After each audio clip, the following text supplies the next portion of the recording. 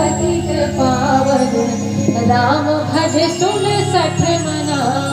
अब ये सठ किसको संबोधित किया गया है? तुलसीदास महाराज ने सठ पाई न केहि गति पतित पावन, राम भज सुन सठ मना। हे सठ, सठ बोला गया है मन को, मन को सठ कहा गया। हे सठ, मैंने क्या कहा आपको? श्रीमद् भागवत महापुराण के माध्यम से भगवान की कथा को सुनो। जो मृत्यु से अमरत्व प्राप्त करना चाहता है, भगवान की कथा को सुनो। उसके बाद कथा सुनते सुनते भगवान के बारे में जब आप लोग जान लोगे, उसके बाद अपने मन को समझाओ, मन को मारो, मन को मारो। अर्थात जैसे कि आप लोहा को देखे हैं, लोहा को गर्म करते हो। लोहा जब गर्म होता है, अच्छा गर्म होता है, तभी आप उसको तोड़ सकोगे, मरोड़ सकोगे, तब उसका अलग अलग औजार बना पाओगे लोहे को। वैसे हमारा मन है, जब तक इसको पिघलाओगे नहीं, तड़पाओगे नहीं, इसको मारोगे नहीं, तब तक आपका मन को आप माधव की तरह ऐसे वैसे नहीं मुड़ने वाला। इसी वजह से उसको कथा सुनाओ। कथा जब सुन लेगा, चिंतन मनन करो, महिमा को सुनो। उसके बाद जैसे ही भगवान की कथाओं को, भगवान को जिस दिन जान लोगे ना, उसी दिन विवेक रूपी हथौड़ा अपने मन में मार दो।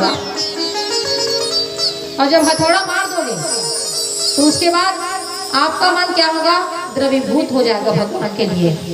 भगवान कृष्ण की कथाओं को सुनने से मन जिस दिन आपका द्रवीभूत हो, उनके लिए आप जिस दिन रोने लग जाए ना, तो समझ लेना आप भगवान का सच्चा भक्त बन गए।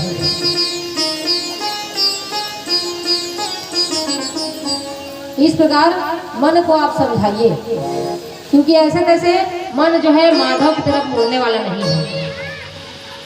और मन को जितना ज्यादा आप समझाओगे, मन के हारे हार है और मन के जीते जीत। मन अगर हारता है तो हम सोचते हम हार गए। हमारी इंद्रियां हमारे कंट्रोल में नहीं है, क्योंकि आप लोग यह सोचते हैं कि जो मानव शरीर है वो हमको उपभोग के लिए मिला है। उपभोग के लिए नहीं मिला है भक्तों।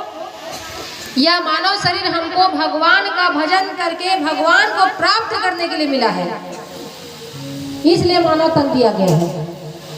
और यह जो मानव शरीर है, जब आप भगवान की कथा को सुन लोगे, अपने मन को मना लोगे, उसके बाद कीर्तिव्यश्च अर्थात उसकी कीर्ति को, महिमा को सबको सुनाओ जा जाकर कि भगवान कौन है, भगवान ने हमारे लिए आज तक क्या किया और हमने भगवान के लिए क्या किया है।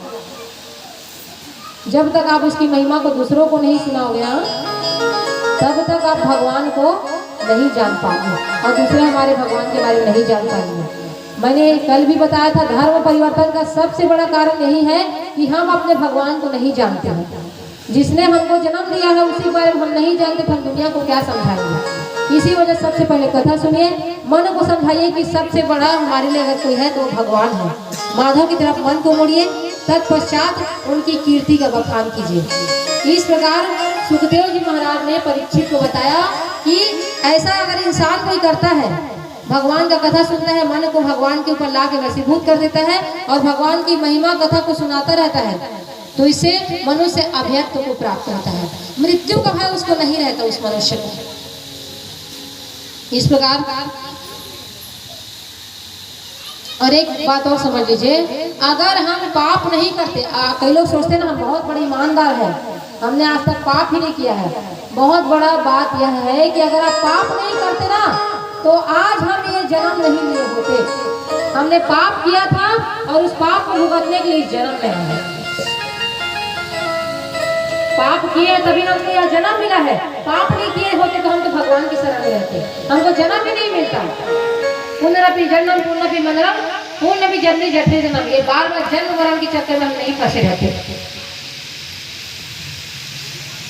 अतः देह धारण करना भी पाप है। जिस मनुष्य ने देह धारण किया ना, समझ लेना उसने पाप किया। हम भी देह धारण किए, हम भी पाप किए हुए हैं। आप भी देह धारण किए, आप भी पाप किए हो। जो जो मनुष्य जन्म लिया ना, समझ लो सब पाप किए थे, उस पाप के कारण ही हमको जन्म मिला है। अर्थात देह धारण करना ही पाप है। तब परीक्षित बोले, महाराज मेरे पास तो सिर्फ 7 दिन ही है, तो मुझे क्या क्या करना चाहिए। तब सुखदेव महाराज बताए कि 7 दिन कम होते हैं क्या? मनुष्य के लिए एक घड़ी ही पर्याप्त है अपनी मुक्ति के लिए। अब आपको 50 साल, 60 साल, 70 साल, 80 साल, 20 साल ऐसा मिला है, सब वर्ष जीते हो ना, कितना साल में खत्म हुआ वो इंसान। जब मृत्यु का डेथ सर्टिफिकेट निकलता है तो उसमें लिखा जाता है इतना दिन में इसका जन्म डेथ है, इस दिन इसकी मृत्यु समाप्ति तिथि। तो परीक्षित महाराज सुखदेव जी बताते हैं 7 दिन कम होते हैं क्या? 7 दिन कम नहीं होते।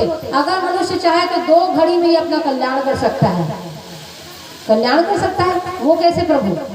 अब तुम डॉक्टर के पास जाओ, अब डॉक्टर जगह चल दे हो, कहीं तुम्हारा बहुत बड़ी बीमारी है, डॉक्टर कहते कालीचे मर जाओ, तुम डर रहा हो कि नहीं डर रहा? डर जो ना। वैसे ही सुखदेव महाराज परीक्षित महाराज को बता रहे हैं कि 7 दिन कम नहीं होते हैं, 7 दिन बहुत ज्यादा है। तो उन्होंने उदाहरण के तौर पर खटवांग राजा के बारे में बताया। खटवांग राजा जानते हैं आप लोग? कौन है खटवांग राजा? कौन कौन जानते हैं? हाथ उठाइए।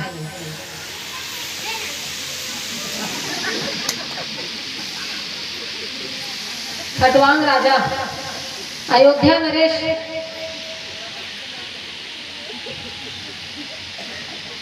अयोध्या नरेश थे खटवांग राजा,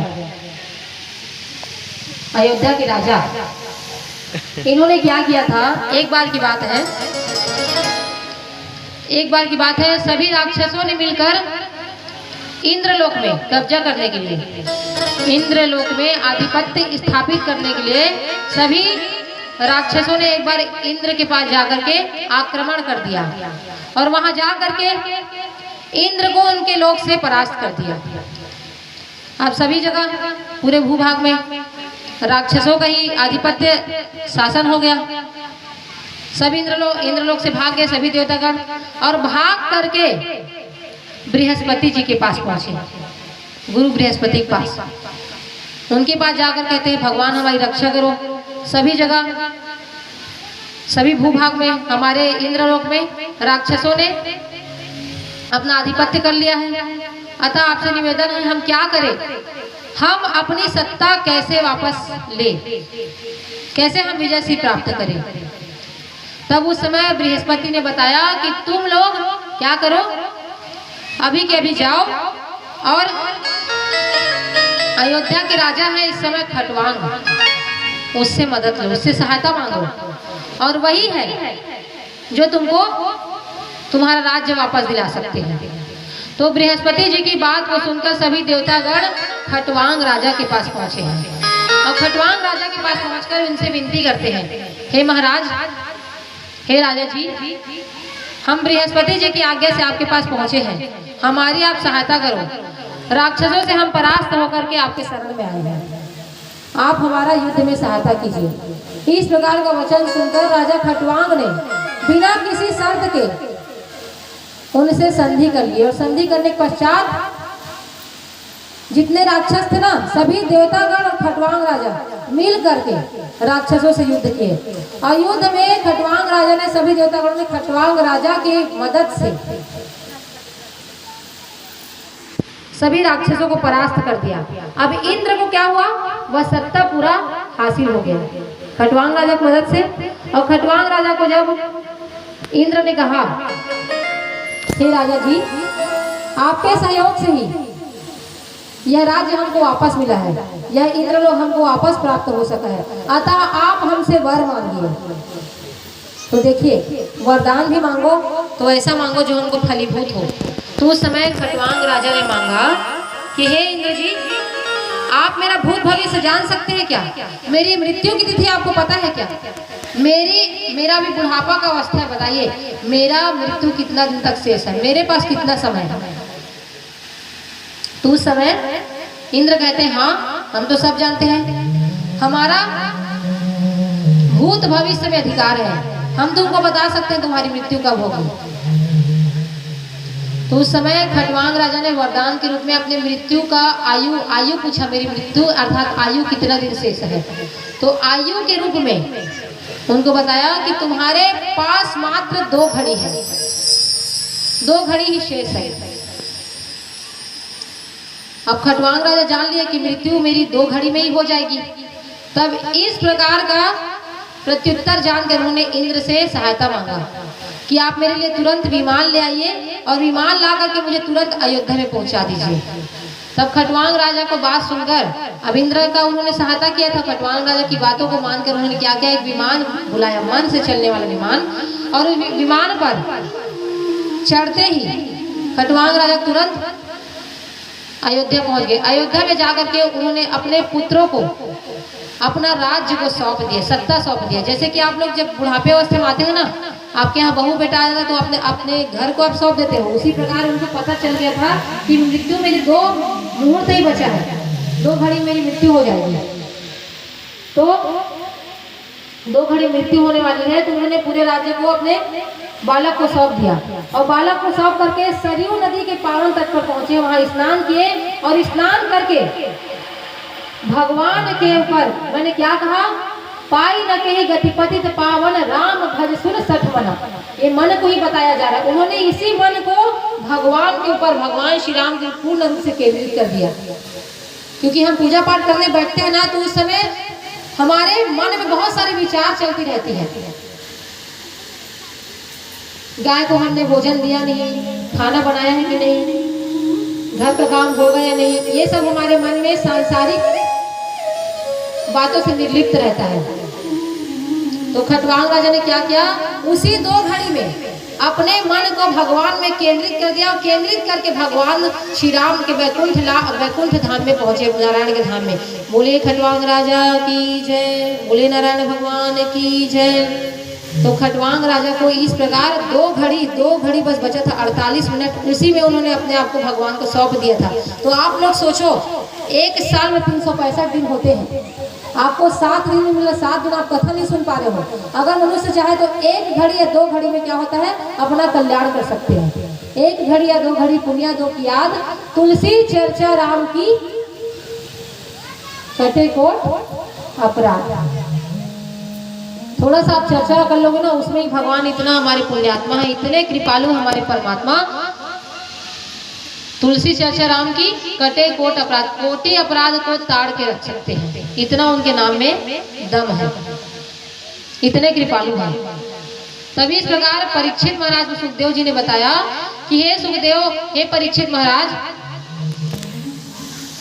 आपके पास तो 7 दिन बचा है। इस प्रकार खटवांग राजा अपनी आयु की समाप्ति को जानकर 2 घड़ी में ही भगवान के धाम में पहुंच गए थे। आप लोग भी जब आपको मृत्यु का समय पता चलेगा, क्या भगवान को नहीं भजोगे? तो मृत्यु का समय अभी भी आपको पता ही है, कभी भी हो सकता है। मैंने आपको बताया सिर्फ 2 लोगों को मृत्यु की तिथि का पता था, एक तो परीक्षित राजा, दूसरा खटवांग राजा, और हमको तो पता ही नहीं कब हमारी मृत्यु आ जाए। तो उससे पहले हम अपना मृत्यु के लिए क्या करें, जागरूक हो जाए, प्रयत्नशील हो जाए। तो अब इस प्रकार सुखदेव महाराज ने उनको निश्चिंत कर दिया। उनको डर लग रहा था पहले